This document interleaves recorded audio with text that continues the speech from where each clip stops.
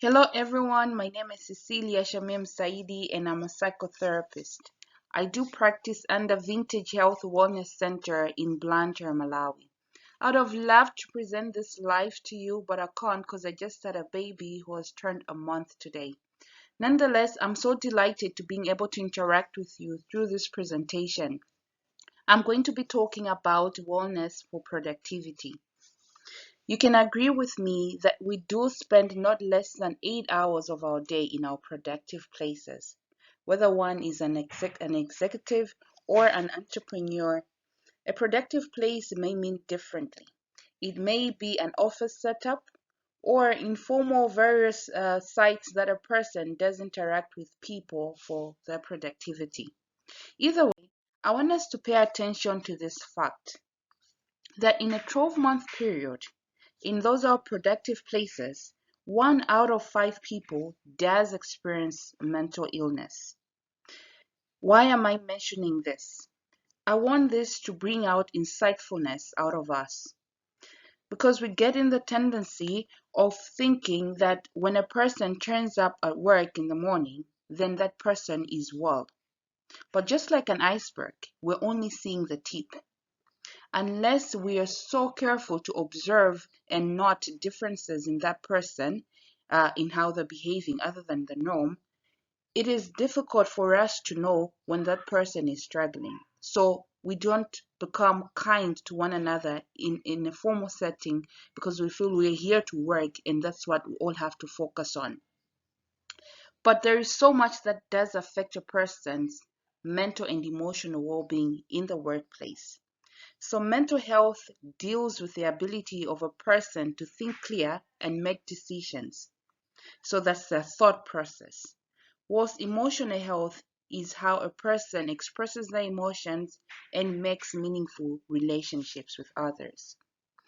So if we don't consider or take care of these places where we do spend most times in the workplace, our various sites that we interact with people as an entrepreneur, there is a high risk that these places do pose as a risk to our mental and emotional health, other than being thriving places that enable us to be productive. So self-awareness is key. This is where you're able to note yourself, your actions and reactions, and also be able to read what's happening around you, the people and the environment that you're in. Because on the mental health continuum, a person does move from being healthy to developing a mental illness whilst passing those two stages in between. It is important for one to know where they are at what stage in the mental health continuum. Because if I notice that I'm sleeping off and I'm becoming forgetful or developing brain fog frequently or I'm overreacting, I'm going to know that I'm moving from a healthy state to a reacting stage.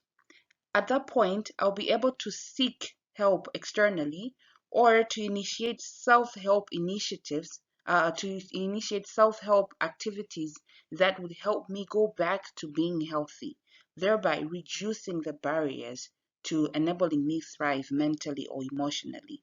So you and I have to know what this looks like in our lives, because the more we know about ourselves, the easier it is for us also to understand others within us, within our environment. Our brains are programmed to constantly evaluate and think about situations we encounter, whether our past experiences or our future events. This cognitive behavior model does bring out or put to us clearly the importance of our thoughts. If I think about my supervisor as being a bad person or scary, that thought alone is going to make me develop ill feelings or scary feelings about him or her. So once I'm put in the same space with them, whether in a meeting or we're just interacting in any other space within the workplace, I'll start behaving in accordance to how I'm feeling. So I may start drawing off from being in the same place with that person, or if I feel that they're scary, I may start developing sweaty palms or a tummy rumble or a headache, and those are physical responses that are coming out as a result of the behaviors that I'm portraying, from the feelings that I have emerging from the thoughts about the person I'm with.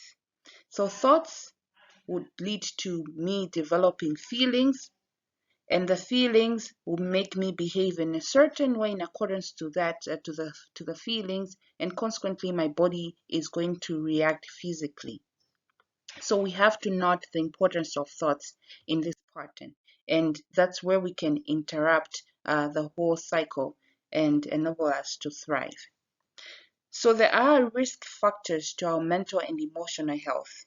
Obviously, we cannot control our genes, not to a greater extent, but there are other people in net, they're just a live wire. They tick off easily. Or there are people that are introverted that fail to thrive or to interact with people easily in a setting. Such people, if they're put, say for example, in an open space office, would have a hard time to cope and be productive because they just find it to be a handful to have a lot of people in one place and for them to focus and concentrate. There are other factors as well, like family or personal history.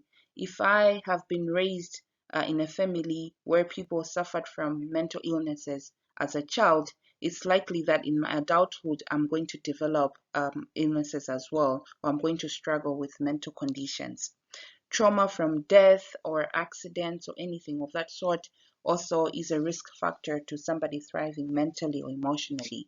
When it comes to personal stresses, there are just quite a lot, and that depends on the quality of life a person has and the issues they're going through. So this may be personal issues as personal relationships and thriving spouse relationships or family, extended family relationships, or it may be finances or one that's struggling with a chronic illness. We should note that all this is the package that a person is bringing when they're coming to the workplace setting. Workplace stresses can be a thriving relationship with colleagues or line managers that are not handling employees well, or it may be unsatisfying remuneration packages, and anything of that sort, or maybe knowing that my contract is coming to an end. So these are things that would directly affect a person's mental and emotional well-being. On the other hand, we've got protective factors that are enhancing. So this is where everyone can have an impact. In the workplace, the most important thing that protects our mental health is the social support that we get. Obviously, we know we go to work to be productive, we get a pay at the end of the day, and that's it. But if we are aware that there are one, two people or a team that's ready to come to my aid or that have good intentions at heart for me, it's so calming.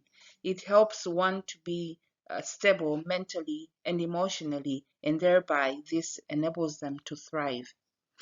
The sense of well-being from family support or community support is also key, because once an adversity comes or anticipation of the same helps me to think there is a village that's going to come around me in case of eventualities. So again, that's calming and it enables me to thrive.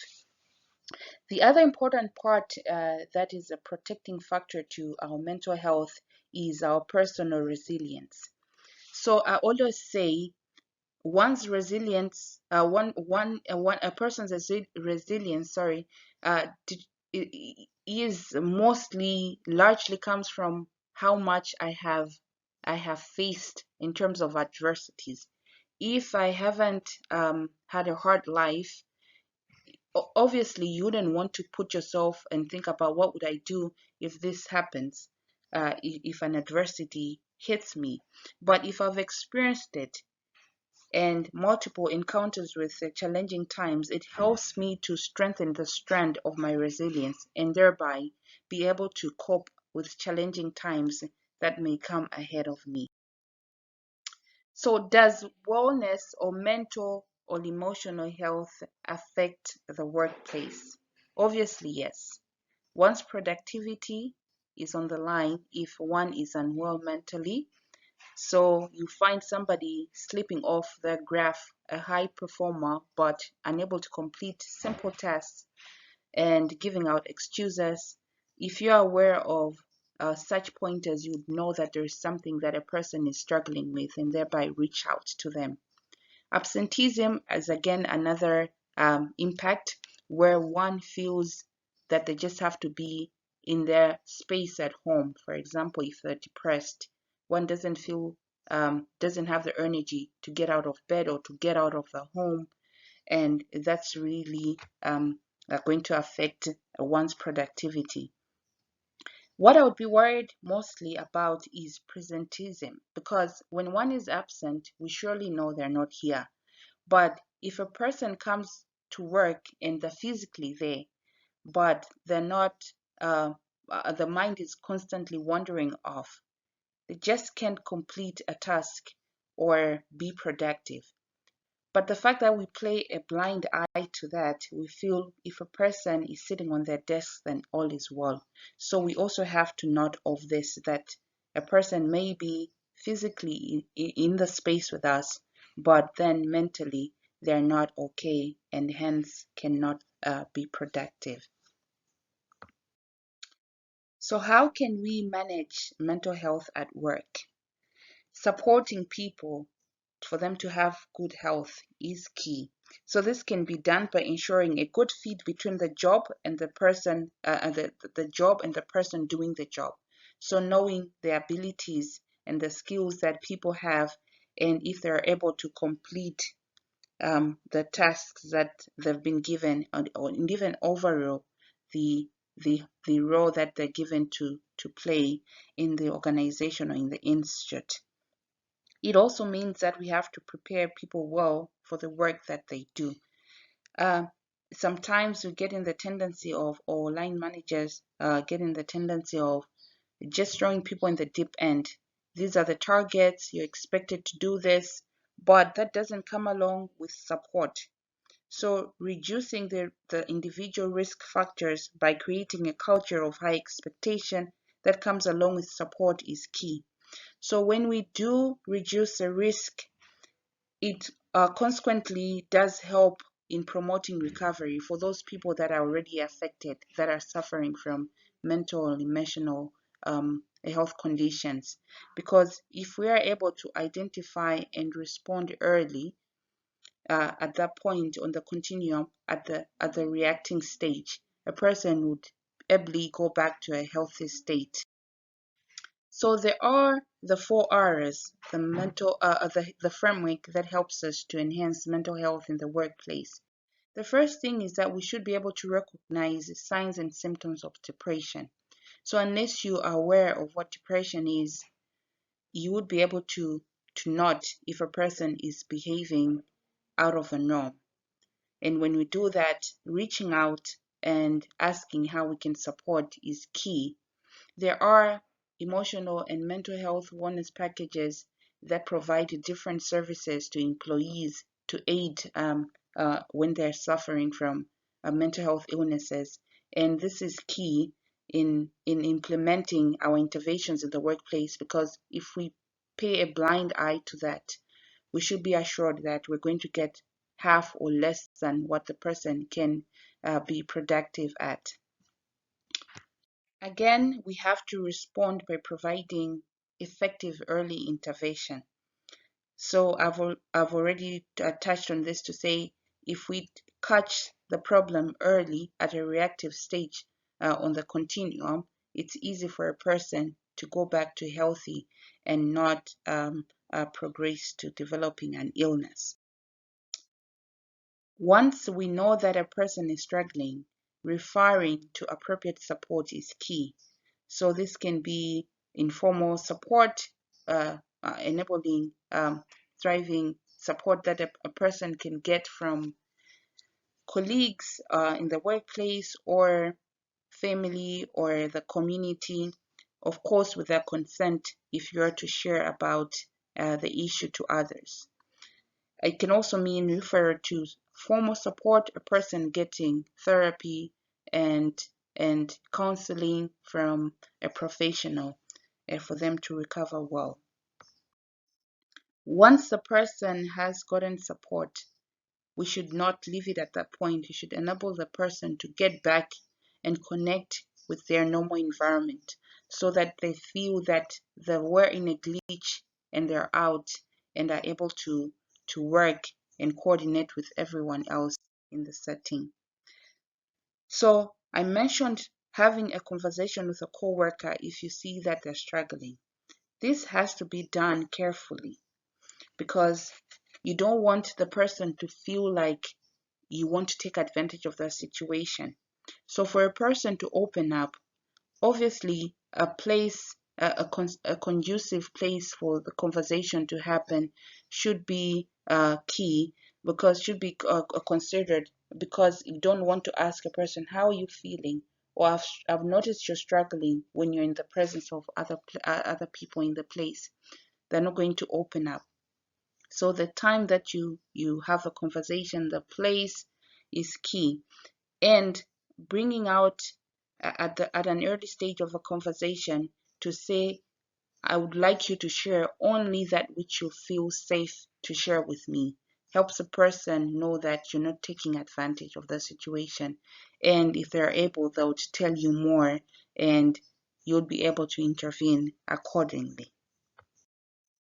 So there are accommodations that can be done in the workplace. An accommodation is simply an adaptation that can be made to allow a person who's struggling mentally or emotionally to still continue on the job. So things like flexing time. Work usually starts at 8 and ends at 5. But if a person says I can start at 7 and end at 4, and this brings work-life balance, well, why not allow it? So line managers should be open to conversations about flexible scheduling. Within the day, allowing a person to take frequent breaks to allow them to breathe, or just to reframe and get back on the desk is also helpful. I always say this to say we should borrow a leaf from zebras, because zebras do not respond to thoughts of lions, but they only respond to actual lions.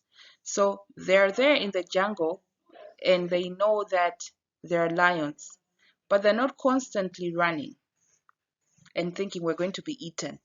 But the moment they see a lion, that's when they're going to react for their safety. For humans, we do face this in a double way, because we experience stress response in relation to thoughts as well as real experiences. And we sometimes want to take the whole future and bring it and analyze it today. Not that planning is not good, but we should run away from trying to dissect future events, or or trying to know everything right there and then, because it just heightens our anxiety. In the remaining minutes, I just want us to think about our setting where we are productive, to say how can that workplace or that productive place that we spend much time in contribute to our low mood or depression.